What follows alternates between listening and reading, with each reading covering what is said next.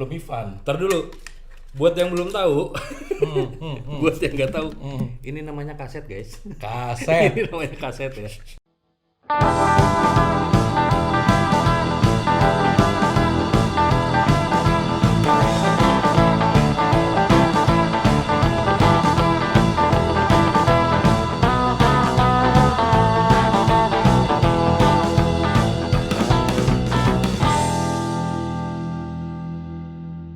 Sore Bang Li. Sore sekali. Apa kabar Bang Li? Baik. Kita berapa minggu nggak ketemu ya? Seminggu kali ya, baru seminggu. ya? Minggu. Baru meetingnya. Ini apa nih? Ini Kagak nih. keisengan terbaru nih. Isangan terbaru bener. Mantap. Gue tuh lagi dengerin rekaman yang pernah gue buat dulu yang lama tuh kan. Jadi salah satunya nih album ini nih. Bintang terpilihnya Seventeen. Gitu lah. Seru sih gitu, maksudnya dengerin yang apa yang gue buat dulu tuh, kok bisa bikin gitu ya. Makanya kita bikin video ini ya. Iya, gitu loh maksudnya, supaya gue bisa ngerimain lagi balik apa yang pernah dibuat dulu. Oh ternyata pernah bikin isian kayak gini, Ya, kan. Terus udah gitu sound yang kayak gitu loh. Jadi ngerimain lagi. Tahun berapa Bang ini Bang? Gua lupa Ini Seventeen ya? tepat. Iya. Ada Seventeen ini, guys. ada tahunnya deh. Kalau nggak salah. Tahun Ini rilisnya 2004. 2004. 2004 rilisnya, berarti produksiannya sekitar 17 tahun yang lalu ya. Iya, 17 tahun lalu. Dan ini masih yang personil awal. Yang nyanyi juga belum Ivan. Ntar dulu, buat yang belum tahu, buat yang nggak tahu, ini namanya kaset guys. Kaset. Ini namanya kaset ya. Banyak yang nggak tahu Bang. Banyak ya. Banyak yang nggak tahu. Bocah-bocah tuh banyak yang nggak tahu. Ini kaset. Makanya kadang suka ada gitu ya. Pensil sama Zaman dulu tuh. anak sekarang Zaman nggak tahu dulu. ini gunanya apa Wah, gua gitu nggak kan. bawa ya.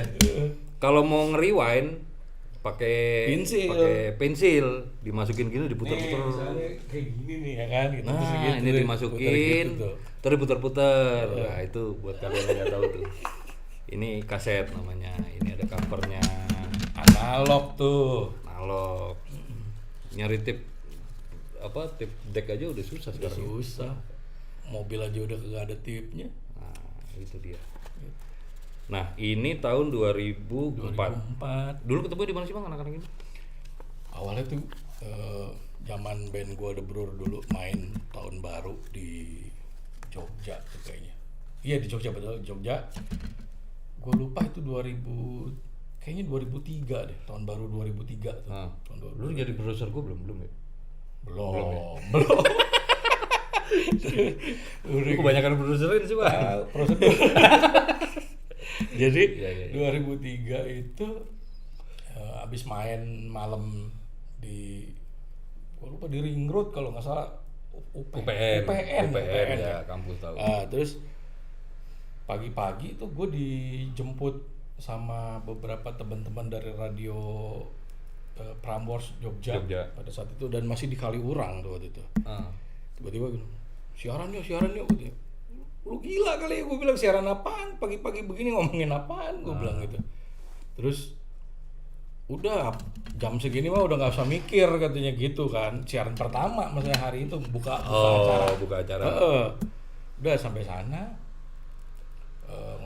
siaran rupanya si penyiar ini ada maunya mau ngasih dengerin demonya si Seventeen. Oh, ada modusnya. Ada modus. Iya. Tapi modus bermanfaat. Betul.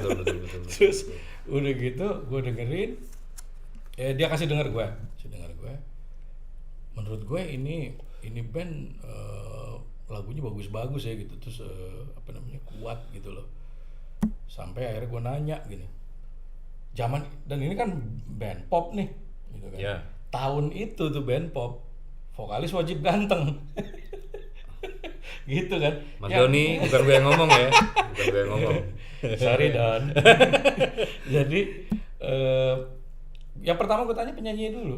Ya pastilah. Era itu ya betul. Secara color Doni tuh kuat banget. Wah kuat banget. Terus timbrenya tuh bagus banget gitu buat gue, unik lah gitu. Terus cakep kan enak nih gue bilang gitu kan. Jawabannya gini, bilang unik sih. Gitu. Uniknya gimana? Agak gemuk, hitam, botak, tatoan. Oh iya deh, gitu. Buat gue langsung naruh frame sendiri gitu di kepala gue gitu kan. Terus gimana nih? Kalau emang lo tertarik dan ini menarik buat lo gitu. Ya lo ke Jakarta aja, gue bilang gitu kan. Kita ntar tour label aja gitu. Kita coba tawar-tawarin kemana-mana deh. Gitu. Tapi demonya sudah ada waktu itu ya? Demonya udah ada. Gitu. Terus udah gitu, ya udah. Kapan? Ya terserah lu kapan gitu loh. Minggu depannya mereka datang. Gua jemput di Senen waktu itu kalau nggak salah, di stasiun kereta Senen. Datang lah. Begitu gue lihat, dia berdua datang dan gue belum tahu karena nggak lihat foto apa segala macam, nggak lihat. Begitu datang berdua, ada satu, wah niger nih, gue bilang. Galak banget tuh. Niger, gangsta nih gue bilang nih. Siapa nih temennya gitu? Kenalan bang, ini vokalisnya. Wah, aku kaget. Iya. Wah, gawat. Preman Jogja dibawa. Habis itu udah mau nginep di rumah apa segala, kita jalan ya. Tawarin ke label A, label B. Yang ada yang masih nunggu, ada yang udah langsung nolak gitu kan. Terakhir itu yang gue datengin itu Universal. Itu udah pas mau tutup kantornya. Iya, lagi dikunci pintunya. Udah bubaran kan. Iya. Gue inget yang ngunci itu waktu itu si Wita tuh orang marketing promo di situ. Karena gue kenal Wita gitu. Wit, gue titip ya demo ini gitu. Kasih dengerin ke waktu itu ANR-nya Andika sama Inge Baren. Oh, Inge, Mbak Inge tau. Iya, Inge waktu itu.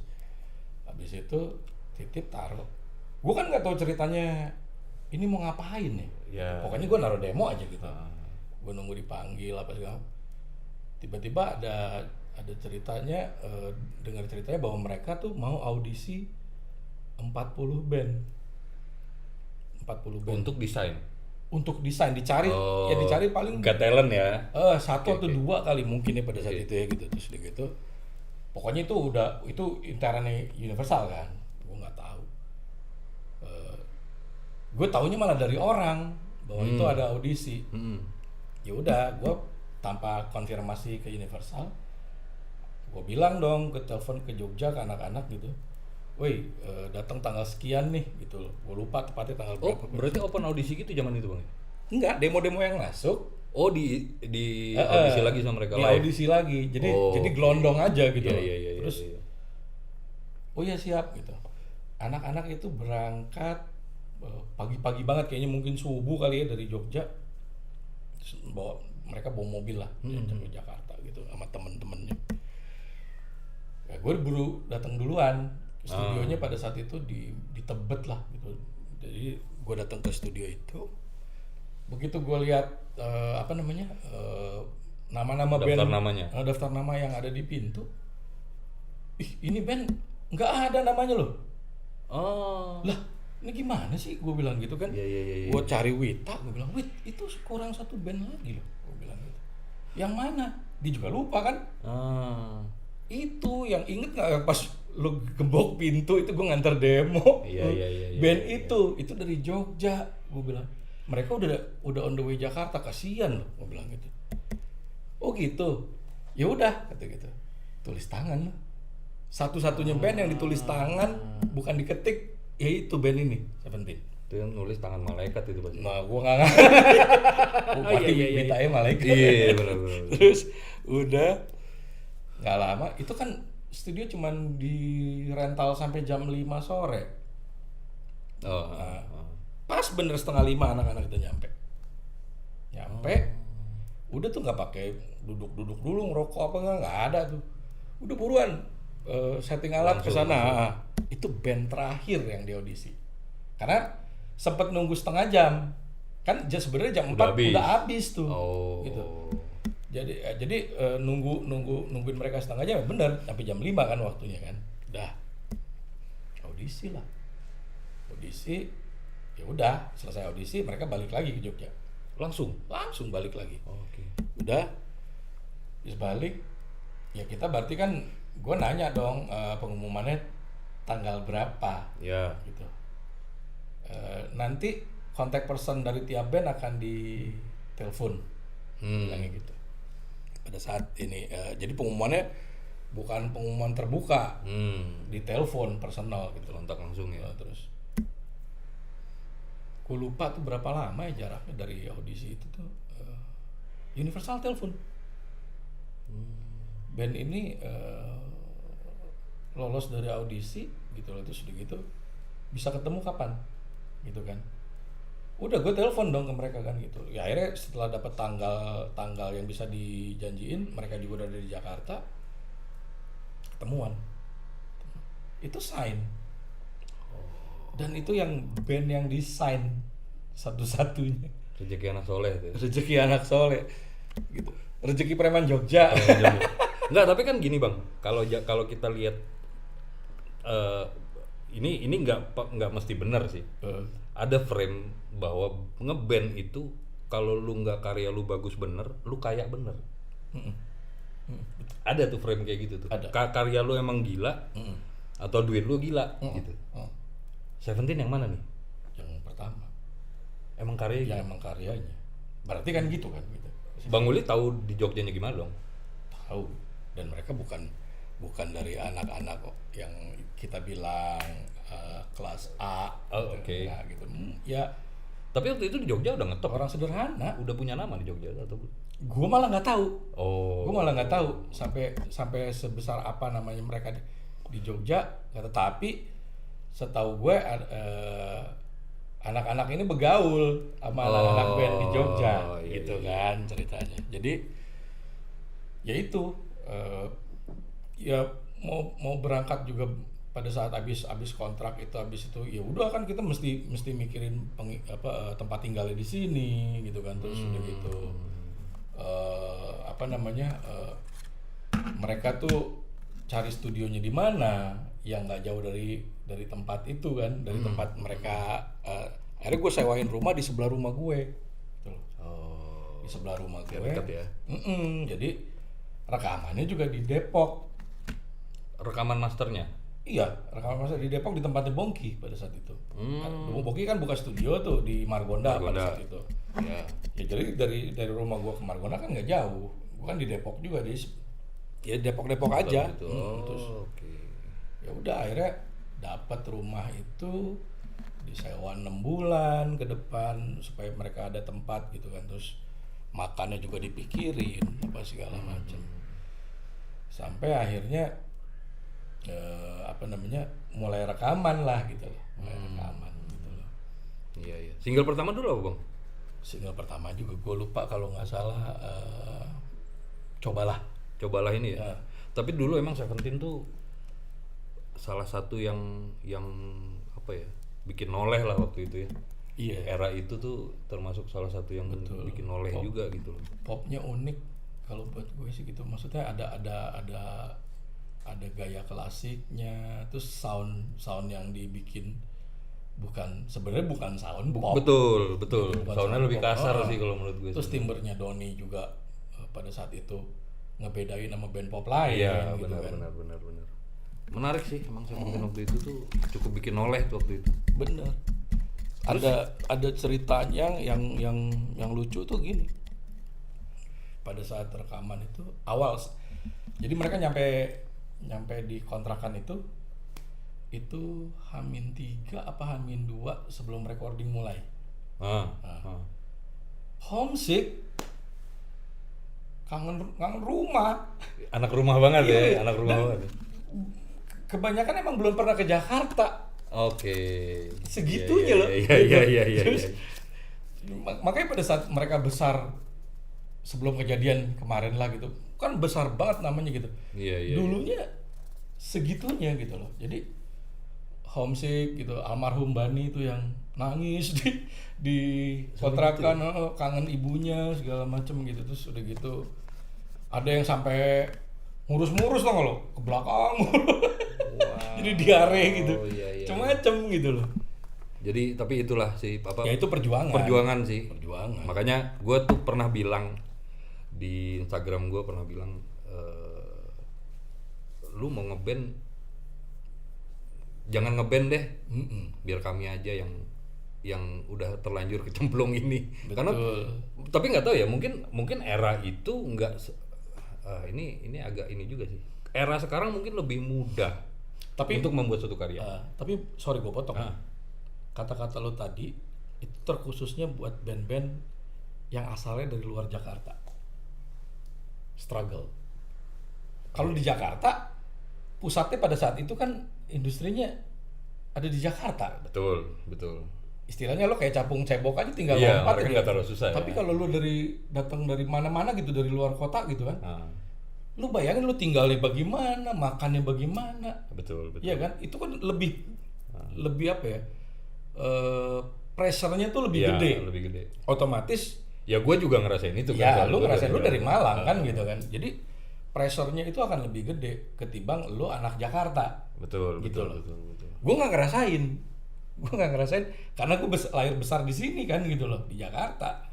Jadi makanya gue seneng ketemu beberapa temen-temen band yang dari kota lain gitu ya, dari luar Jakarta gitu. Ada hal energi yang beda. Iya, betul. Buat gue ada energi yang beda tuh dalam artian lu nggak cuman mikirin bermusiknya doang, hidup lu gimana? Betul. Kan gitu. Terus apa iya label nanggung hidup lu? Enggak. Selama produksi mungkin. Habis produksi selesai. Iya. Kecuali bandnya jalan habis itu. Bisa nyari duit kan? Nah kalau bandnya nggak jalan, nyari duitnya gimana? Iya. Gitu. Benar. Itu. Ya tapi emang era itu ya mungkin kalau zaman sekarang produksi bisa di mana aja, mungkin bisa. Kalau band daerah bisa di daerahnya masing-masing gitu, mereka bisa bangun industri di daerahnya masing-masing. Mungkin terus udah sekarang sih mungkin udah gitu. Punya home studio gitu. Kalau zaman itu wah itu ya lu mesti sewa studio. Lu ya ini cerita sih, memang cerita kalau ngeband zaman dulu itu gampang-gampang susah. Dan satu lagi, kenapa kita harus nyewa studio pada saat itu? Selain persoalan lu belum punya home recording, pada saat lu punya pun ya nggak semua label bisa nerima kualitas master audionya. Gitu. Iya. Jadi mereka masih percaya dengan brand studio A, brand studio B, atau enggak pemiliknya siapa yang di balik layar, kayak gitu tuh. Jadi nggak mau gambling dengan hasil. Ya tapi mungkin zaman itu juga karena pintunya harus ke label, Bang. Betul. Maksudnya kalau sekarang kan jalan sendiri bisa. Betul. Gitu kan. Kalau dulu kan uangnya label. Kalau sekarang band-band kan bisa jalan sendiri lah. Ya bukan berarti juga yang di home studio jelek, enggak juga. Benar. Gitu itu kan ya kadang perspektif orang labelnya aja. Betul. Kayak gimana. Betul. Gitu. Wah, keren sih Seventeen. Ya gua nggak terlalu kenal semua sih, cuma gue sempat kenal sama Mas Doni. Terus kalau Ivan sekarang masih sering ketemu kadang-kadang sepanggung. Tapi memang Seventeen tuh salah satu band yang berpengaruh di musik pop Indonesia. Ya salut lah buat mereka. Buat ya apalagi ya kejadian kemarin kita kehilangan kawan-kawan Seventeen ini ya luar biasa loh, Bang. Ya maksudnya kita sedih lah kehilangan putra-putra musisi Indonesia yang keren-keren. Kesan Abang pertama sama Seventeen gimana, Bang, dulu, Bang, waktu ketemu? Itunya kalau buat gue tuh mereka sangat Jogja sekali. Terus udah gitu. Tapi itu Jogja karakternya emang gitu ya. Ketemu dan kita ketemu Salon Seven. Betul. Seventeen itu mereka kayak punya betul. Gimana? Bandel tapi santun gitu. Gimana ya?